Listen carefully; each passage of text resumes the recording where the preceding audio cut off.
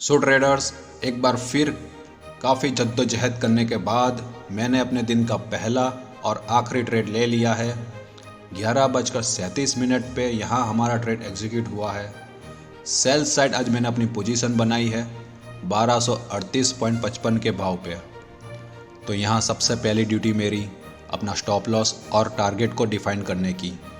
यहाँ मेरा stop loss रहेगा 8 पॉइंट का, यानी 1246.55 के भाव पे, और टारगेट रहेगा मेरा 10 पॉइंट का, यानी 1228.55 के भाव पे। सो ट्रेडर्स, ट्रेड लेते ही प्राइसेस स्मूथली हमारे फेवर में जाते हुए ट्रेडर्स यहाँ इस ट्रेंड लाइन का ब्रेकडाउन हो चुका है। उम्मीद करते हैं यहाँ से हमारा टारगेट जल्दी अचीव हो। नहीं ट्रेडर्स, प्राइसेस यहाँ रिवर्सल कर चुके हैं। एज ऑफ नाउ प्राइसेस हमारे कॉस्ट के आसपास मंडराते हुए।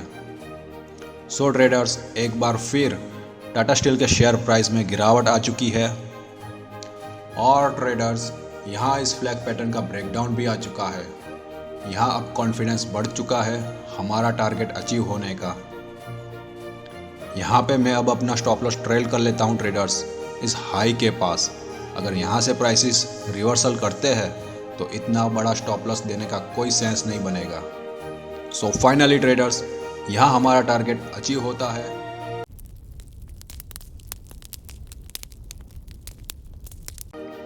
ट्रेडर्स, ये तो चार्ट पे केवल एक रिएक्शन था जो एक प्रोसेस को फॉलो करने के बाद शुरू होता है। यहाँ सारा खेल और पूरी लर्निंग एक प्रोसेस में छिपी है। डिटेल में समझते हैं ट्रेडर्स कैसे आज का ट्रेड हमारा विनिंग ट्रेड साबित होता है।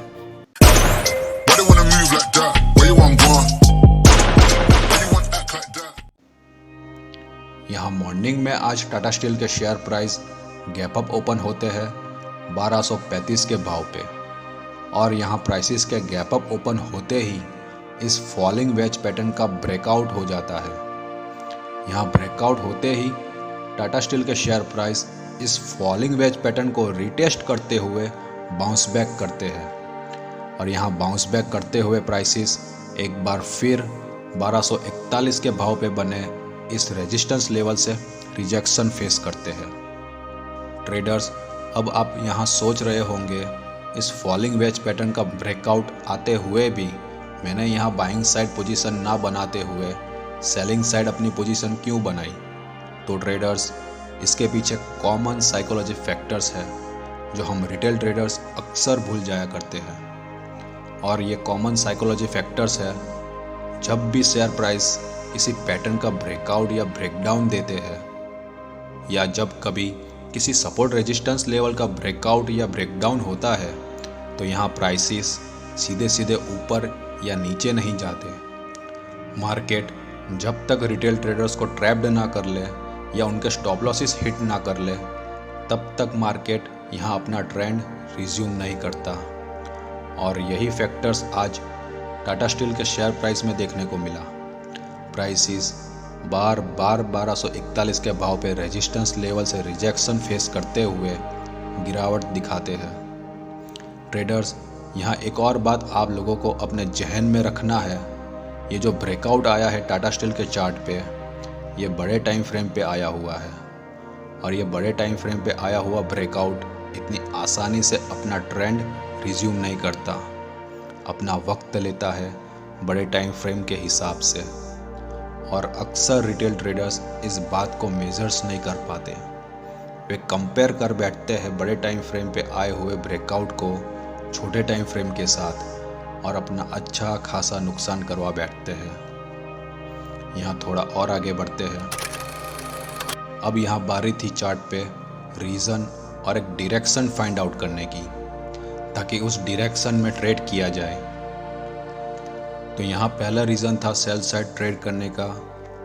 जब भी प्राइसेस किसी पैटर्न का या किसी भी लेवल का ब्रेकआउट या ब्रेकडाउन देते हैं, तो यहाँ प्राइसेस एक बार ज़रूर रिवर्सल करते हैं, यानी पुल बैक लेते हैं। दूसरा रीज़न था टाटा स्टील के शेयर प्राइस अभी भी 1241 के भाव पे बने रेजिस्टेंस लेवल से रिजेक्शन फेस करते हैं।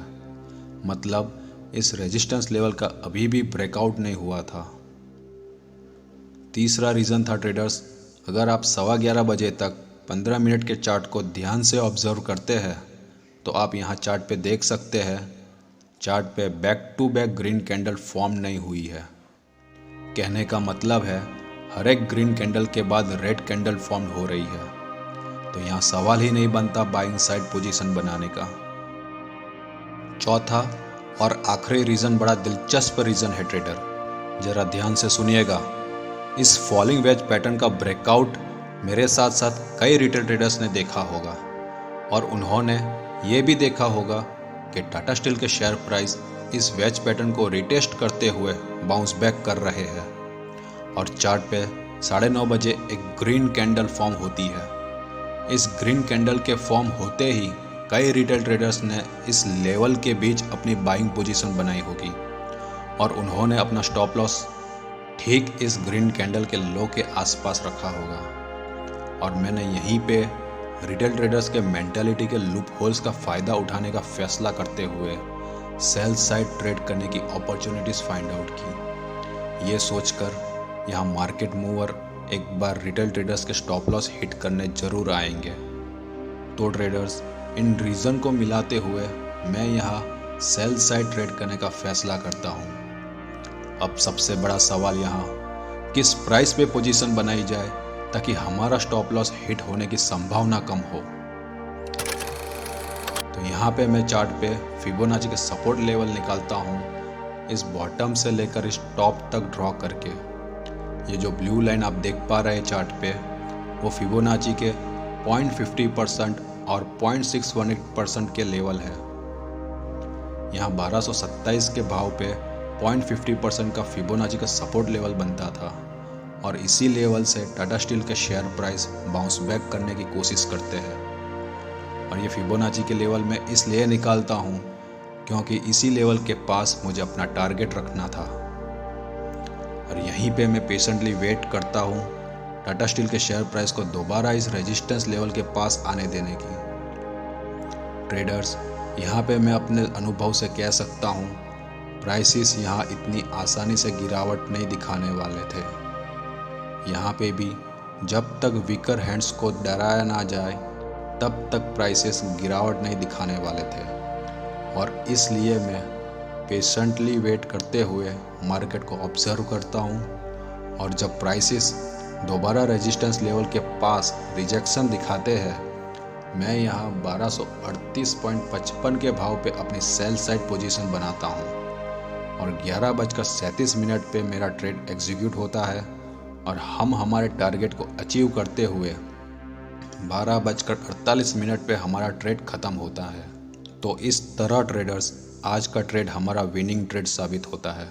ट्रेडर्स, यहाँ जाते जाते कहना चाहूँगा, अगर आप यहाँ अपने सेटअप पे, अपनी सोच पे और अपने प्रोसेस में भरोसा करते हैं और अपने इसी भरोसे को एक्शन में तब्दील करते हैं तो यकीन मानिए ट्रेडर्स, आपको किसी भी तरह के पेड टिप, पेड कोर्स या किसी भी तरह के टेलीग्राम चैनल ज्वाइन करने की ज़रूरत नहीं होगी। अपनी हर एक गलतियों से सीखने की कोशिश कीजिए, 1 स्टेप एट ए टाइम। उम्मीद करता हूँ ट्रेडर्स, आपको मेरा कंसेप्ट और मेरा परसेप्शन समझ आया होगा। चैनल ज़रूर सब्सक्राइब करें। बहुत बहुत धन्यवाद।